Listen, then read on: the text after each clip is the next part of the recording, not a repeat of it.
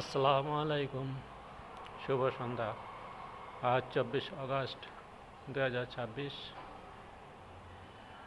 আজকে এই মেঘলা ঘন দিনে আমি বাংলাদেশের বৃহত্তম প্রজেক্টগুলো নিয়ে কথা বলছি। গত সরকার বড় বড় মেগা প্রজেক্ট করেছিলেন। এই মেগা প্রজেক্টের মাধ্যমে অর্থ সম্পদ আত্মসাৎ করার বিশাল সুযোগ তৈরি হয়। আমরা জানি বিদ্যুতের চরম সংকট চলছে। এই চরম সংকটের মূল কারণ কুইক রেন্টাল এবং বিদ্যুতের মোটামুটি নিয়ন্ত্রণ ভারতের হাতে তুলে দেওয়া। আমরা রূপপুর বলি, পায়রা বলি, মাতার বাড়ি বলি, রামপাল বলি, যেখানেই বলি না কেন সব বড় বড় প্রজেক্টে ভারতীয়দের নিয়োগ করে তাদের হাতে ছেড়ে দেওয়া হয়। আর যেগুলো ছোট ছোট কুইক রেন্টাল করা হয়েছিল আপৎকালীন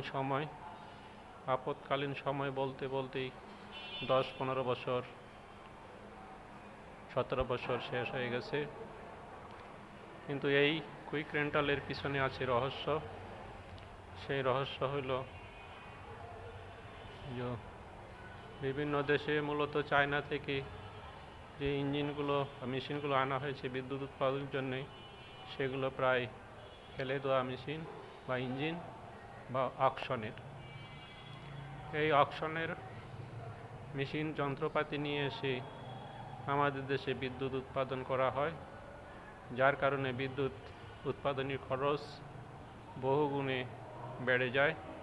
অর্থাৎ তেল বেশি খায়, বিদ্যুৎ কম উৎপাদন হয়, এটা একটা বিষয়। দ্বিতীয়, এখানে আত্মসাতের সুযোগ।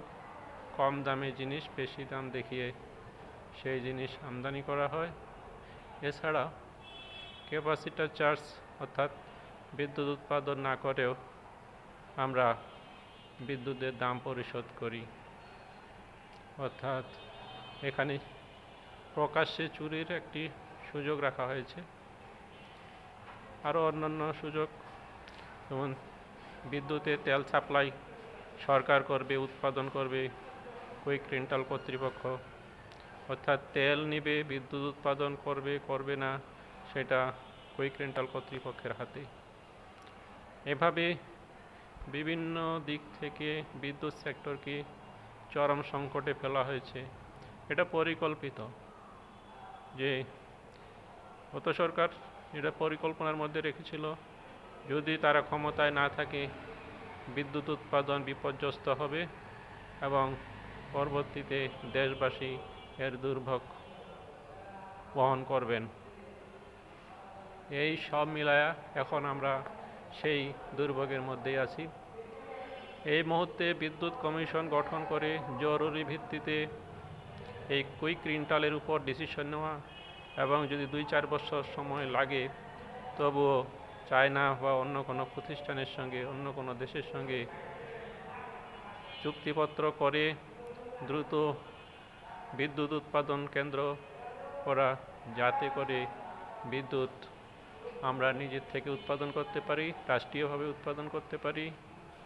এইসব বিষয়গুলো অবশ্যই কমিশনের মাধ্যমে নিয়ে আসতে হবে। আমরা দেখছি দিনাজপুরে বড় পুকুরিয়া কয়লা খনিতে পাহাড় জমছে কয়লার, আর বিদ্যুৎ উৎপাদনের জন্যে কয়লা ভিত্তিক বিদ্যুৎ কেন্দ্র রামপালে করা হচ্ছে।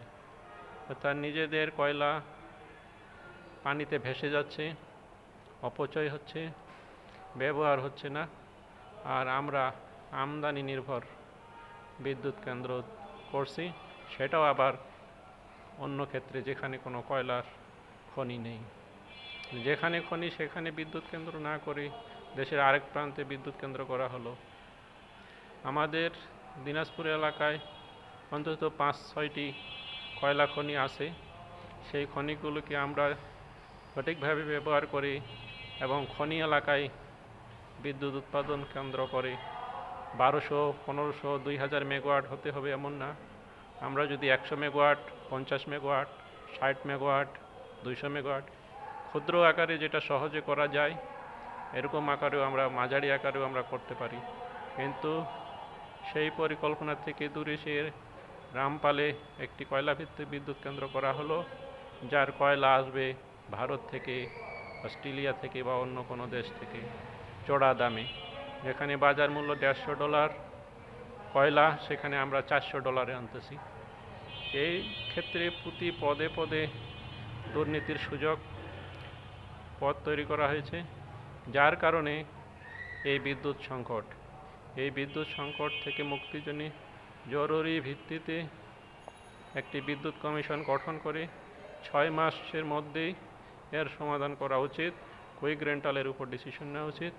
আর ভবিষ্যতে কুইক রেন্টাল দীর্ঘস্থায়ী না করে আমাদের প্রয়োজনীয় বিদ্যুৎ সরকারি ভিত্তিতে বা প্রাইভেট পাবলিক পার্টনারশিপে আমরা বিদ্যুৎ কেন্দ্র করতে পারি, সেই ধরনের প্রকল্প হাতে নিতে হবে। আলী বাবা, বিটিভি, ঢাকা।